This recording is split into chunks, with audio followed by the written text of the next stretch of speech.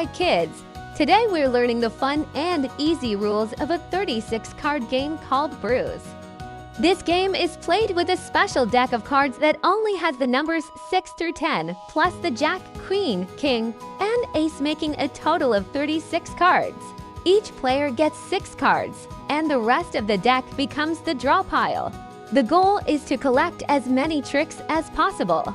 A trick is a small group of cards that you win by playing the highest card in a round. The game begins with the player to the dealer's left. You can play any card, and everyone else has to follow suit if they can.